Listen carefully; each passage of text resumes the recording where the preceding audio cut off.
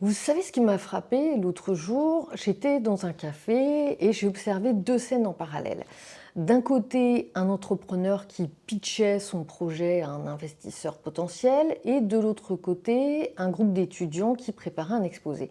Et dans les deux cas, eh bien, j'ai vu la même chose. Le stress, la limite panique face à l'idée de structurer une pensée à voix haute. Aussi, aujourd'hui, je vais vous parler de quelque chose qu'on a tous perdu, plus ou moins en tout cas. Quelque chose que nos grands-parents maîtrisaient naturellement, l'art de la parole, voire l'art de la conversation. Et je vais vous montrer pourquoi, que vous soyez étudiant, entrepreneur ou enseignant, réapprendre à parler pourrait bien être la compétence la plus importante de votre vie. Pourquoi? Parce que la tradition orale était un mode de transmission.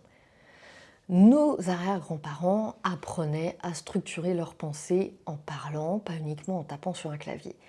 Les connaissances, les histoires se transmettaient de bouche à oreille, les connaissances aussi. Et cette pratique quotidienne de la parole créait des orateurs naturels, je dirais.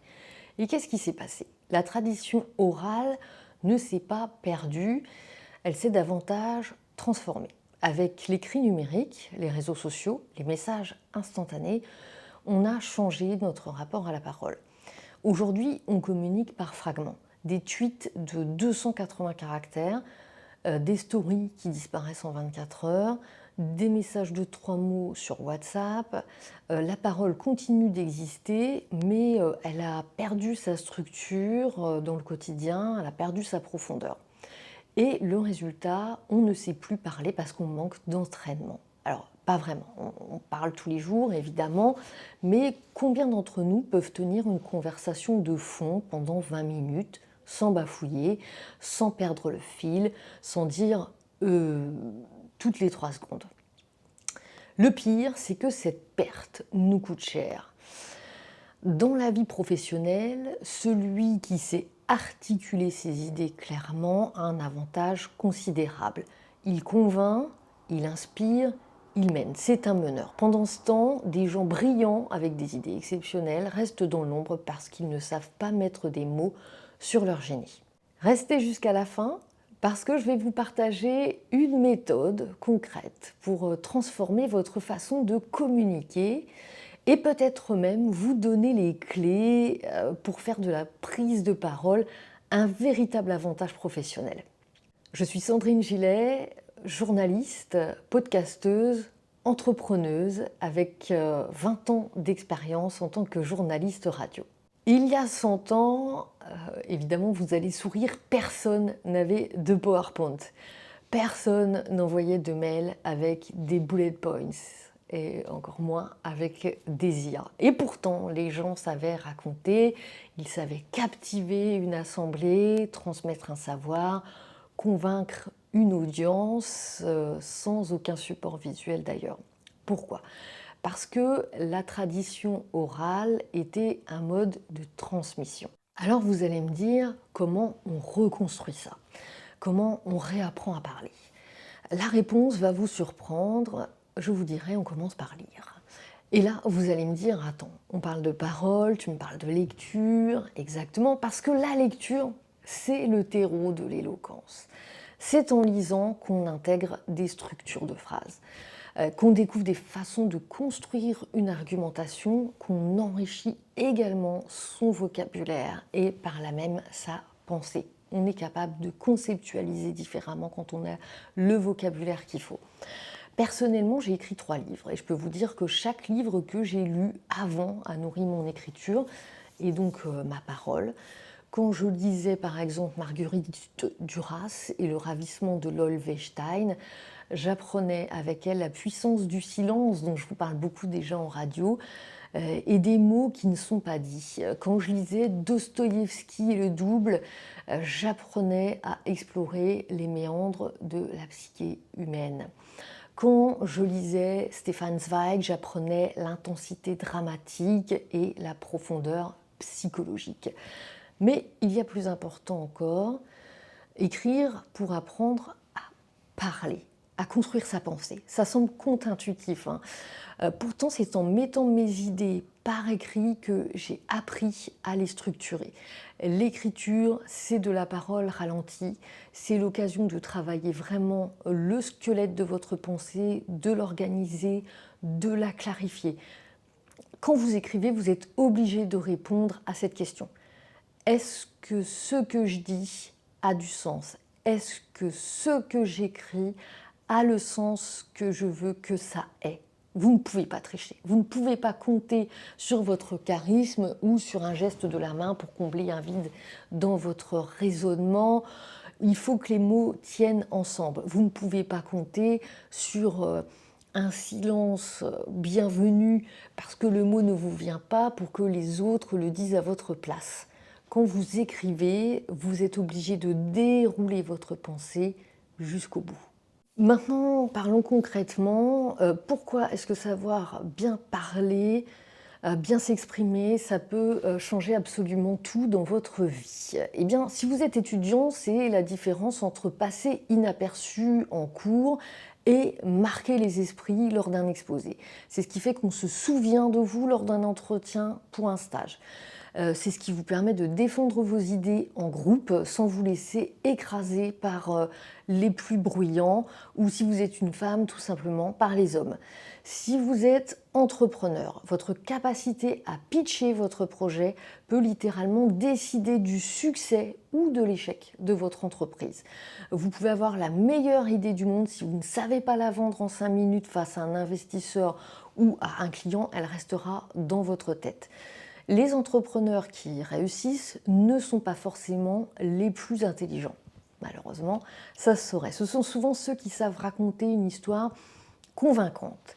Et si vous êtes enseignant ou formateur, bien là, c'est votre cœur de métier.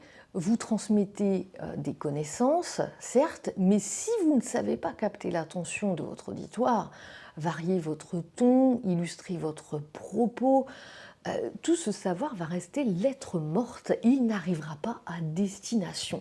Et c'est bien ce qu'on essaye de faire en sachant communiquer. Mais au-delà des métiers, là je m'adresse à tout le monde, savoir parler, c'est aussi exister socialement. C'est pouvoir exprimer un désaccord sans agressivité. C'est consoler quelqu'un avec les mots justes, c'est raconter une anecdote qui fait rire toute une tablée lors d'une soirée, c'est être capable de présenter un toast mémorable lors du mariage de votre meilleur ami. Alors là, pour le coup, je vous fais un petit intermède publicitaire. Si ce contenu vous plaît et que vous voulez que je vous partage plus de réflexions comme celle-ci, bien n'hésitez pas à mettre un petit pouce bleu et à vous abonner à la chaîne. Ça m'aide énormément et ça me montre que ces sujets vous intéressent vraiment et auquel cas je prendrai le temps de retravailler dessus et de développer. Voilà, la parenthèse est fermée. La parole, c'est du pouvoir. Et je ne vous parle pas là de manipulation, je parle de la capacité à faire exister vos idées dans le monde réel, à les partager et à créer des connexions humaines authentiques. Et la bonne nouvelle, c'est que ça s'apprend. Personne n'est naturellement doué pour parler en public. Même les plus grands orateurs ont travaillé leur art. Churchill avait un défaut d'élocution qui l'a obligé à travailler pendant des années pour devenir d'ailleurs l'un des plus grands orateurs du XXe siècle. Démosthène, dans l'Antiquité grecque, aurait, selon la légende rapportée par Plutarque, travaillé avec des cailloux dans la bouche et déclamé face aux vagues de la mer pour surmonter ses difficultés. Que cette histoire soit vraie ou embellie par la légende, elle illustre une réalité. L'éloquence se construit par l'effort et la pratique. Et c'est quelque chose que j'ai également beaucoup travaillé personnellement lorsque j'étais au Conservatoire d'art dramatique à Strasbourg. Voilà, et nous par exemple, on n'utilisait pas les cailloux de Démosthène, mais un crayon qu'on mettait en travers de la bouche pour avoir une diction parfaite. Et justement, parlons de formation concrète. Parce que tout ce dont je viens de parler, ça ne reste pas théorique. Il existe des méthodes pour travailler ça et ça s'appelle le média training notamment. Le média training, c'est bien plus que apprendre à parler face à une caméra, comme beaucoup le pensent.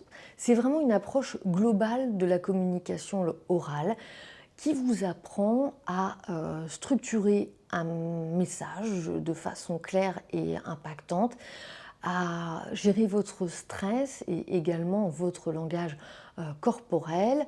Vous pourrez adapter votre discours à votre audience, répondre aux objections sans vous déstabiliser, développer votre authenticité tout en restant professionnel. Vous pourrez remarquer quels sont vos tics de langage pour les gommer. Ah, voilà, il y a énormément de choses sur lesquelles on peut travailler et c'est ce travail-là qui transforme un bon communicant en excellent orateur. Et contrairement à ce qu'on pourrait croire, ce n'est pas réservé aux PDG des grandes entreprises ou aux personnalités politiques, première personne auxquelles on pense quand on parle d'oralité. Aujourd'hui, tout le monde est amené à prendre la parole, que ce soit en réunion, en visioconférence, dans des podcasts, sur les réseaux sociaux ou encore lors d'événements professionnels.